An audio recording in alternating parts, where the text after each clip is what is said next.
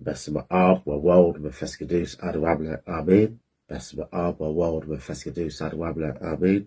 Name of the Father, name of the Son, name of the Holy Spirit, one God. Amen. Good morning and blessings and love. And I pray everyone who's engaged in this is doing well. And if you're not doing well, I pray for health and strength and good healing in times to come very soon. So today's reading is the second book of Samuel, chapter 4. Give thanks for these few words. When Saul's son heard that Abner was dead in Hebron, his hands became feeble, and all the Israelites were troubled. Saul's son had 2 men who were captains of raiding bands. The name of one was Banah, and the name of the other was Rechab, the sons of Rimmon and Beerothite, the children of Benjamin. For Beeroth is also considered a part of Benjamin, and the Beerothites fled to Gittaim and have lived as foreigners there until today.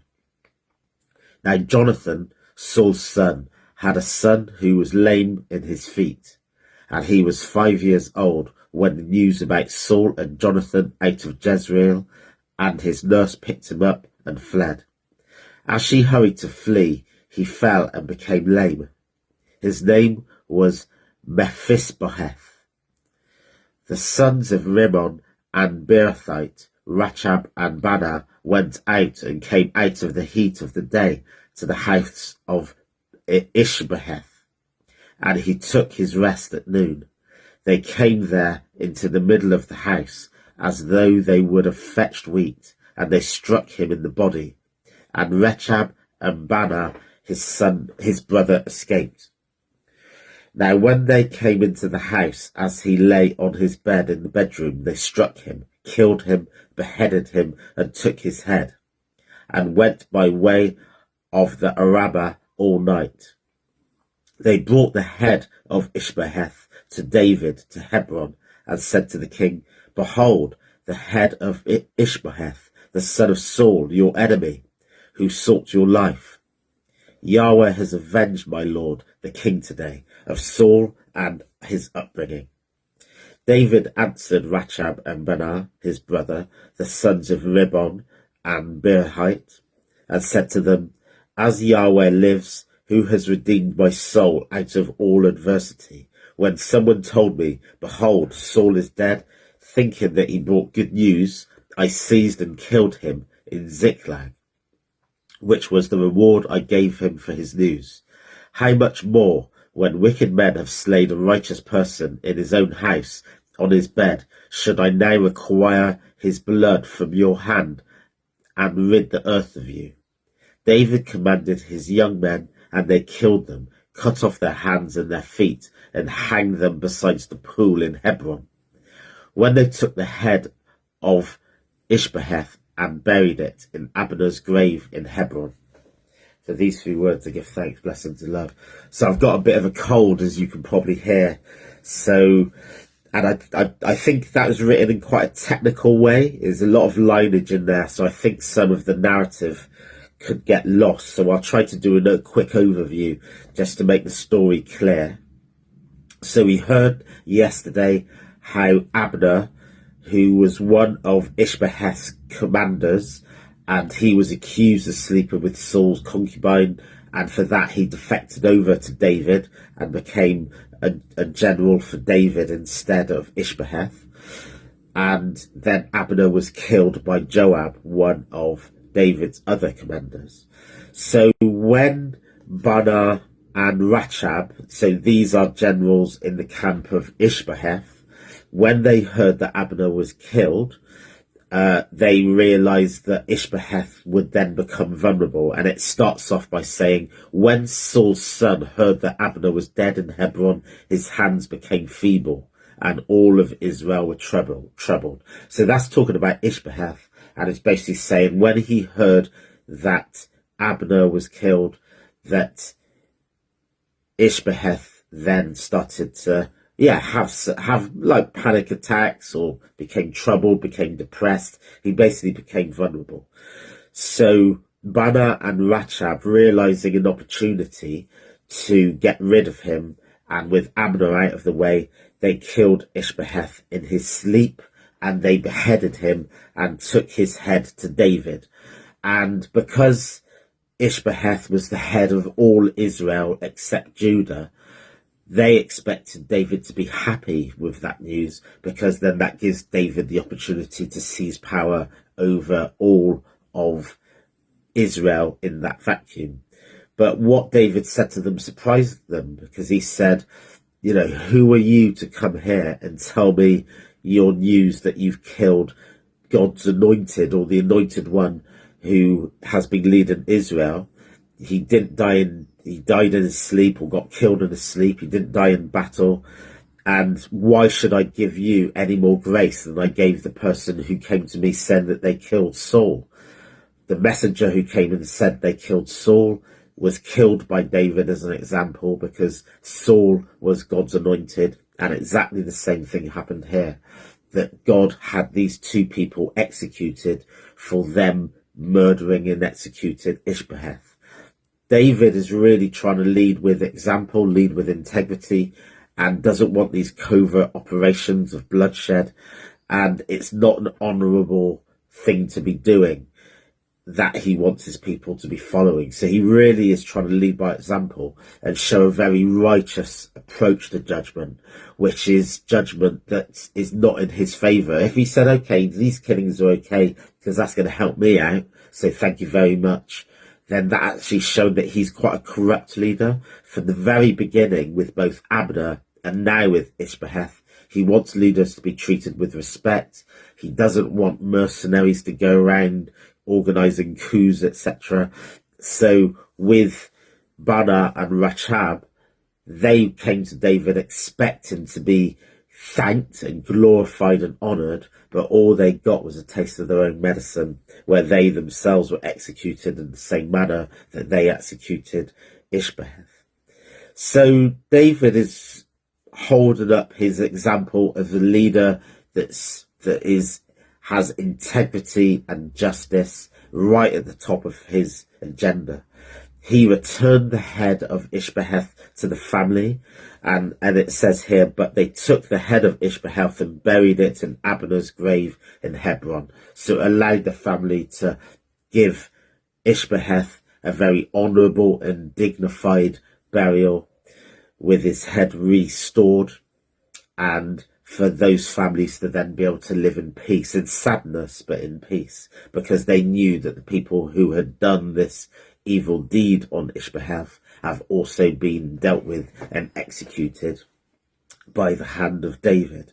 So, yeah, very interesting things kind of going on, and it's really establishing David on a righteous throne, on a throne of integrity, and on a throne where those standards by which he wants all people to be judged, and for humans not to be taking these decisions into their own hands, but wants a much more clear-cut, peaceful, unified agenda. And it has its bloodshed. Obviously, he has executions going on and these kind of things, but he's trying to show that he's doing this in a righteous way and in a divine way, and in a way which is fitting with the law and the covenants, where it's not man taking forward his own ingenuity and its own agendas for whatever favours they feel that they're going to get in return. Because as I say, even though David might benefit from some of these events going on, actually that's not what he wants, and he doesn't want to be seen to be a corrupt leader. So allegorically, this teaches us to be acting with integrity, acting with divine authority, not acting with emotion as the leader descriptor. So some of the things that came through yesterday, but also not wanting to foster a community of individualized agenda setting, and very much wanting to be held to account. So consistency is one of these things, and we will see and we will hear how David later wrestles with integrity, even in his own judgment and his own dealings. We've already seen how he has 6 different sons with 6 different women, so we know some of his weaknesses, and we've seen some of that previously. He's wanting to set off on this righteous path, on this righteous tone, as an example for all the people, but we will see how he as an individual starts to wrestle with some of those ideas of high office and how to act in leadership. So some of the lessons to come out of this: one is about acting with integrity and not looking for shortcuts, and shortcuts that are going to be within your self-interest at the expense of integrity, so which just fosters a corrupt leadership and society. So that's one of the things. Another one is about how to treat your enemies and those that you're in conflict with, or adversaries, to also treat them with respect, to treat them in the way that Jesus Christos' second commandment, treating them in the way that you would want to be treated. So you've got equal adversaries, and you might have differences in opinion or ideology, etc., but actually not to act in a way which challenges your own integrity just because you want one-upmanship on someone else. So if someone else says they've undercut that person, and in this case they've murdered that person, for you not to glee in that action, because actually you know that they acted with a lack of integrity, because they only want honor on their own element as well, and their own kind of ego. So not acting in ways which challenges your integrity, even with those that you're in conflict with, and ensuring accountability in leadership. So getting gains by illegal and illicit manners is not going to further your long-term position in those leadership positions. So actually holding yourself accountable, holding others accountable, and showing in a transparent way what you stand for or what you don't stand for, crucially with the guidance of the Most High. We see David regularly communing with Yahweh and having that direct communication, taking it to prayer, taking our troubles and our worries to the Most High.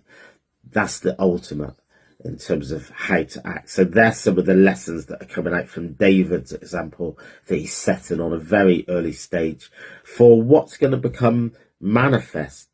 David becoming king over all Israel. That's a very significant step. And it then honours the covenant that was given to Abraham of the scepter not leaving Judah. David is going to be fulfilling a prophecy, a very significant prophecy that was given to Abraham all those hundreds of years previously. So David's not taking this lightly. I'm not sure whether at this stage he fully overstands the fullness of the prophecy that he's fulfilling, but we're seeing him step into this very cautiously, as if he does understand. He's acting with discernment, and I think this is a key word across Orthodox in general, is acting with discernment.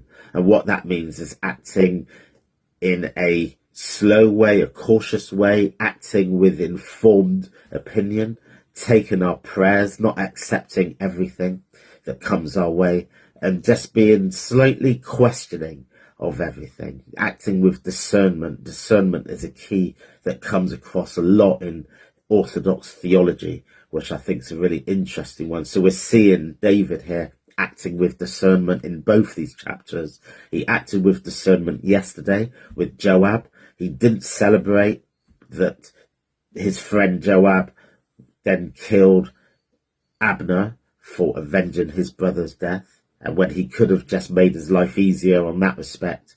And also we're seeing him acting with discernment today with these 2 people that have come and killed Ishbosheth. He's being slightly much more stoic or sober or reflective about it, and not very quick and easy to please, and not very quick and easy to celebrate, and thinking about the broader picture, the broader context, and being much more thoughtful in his decision making. So acting with discernment is a crucial lesson. So have a blessed day, rest of the day, whatever you get up to. I pray that it's peaceful. I pray that it's fruitful. And God willing, we'll be back more tomorrow for more readings. Glory always to God.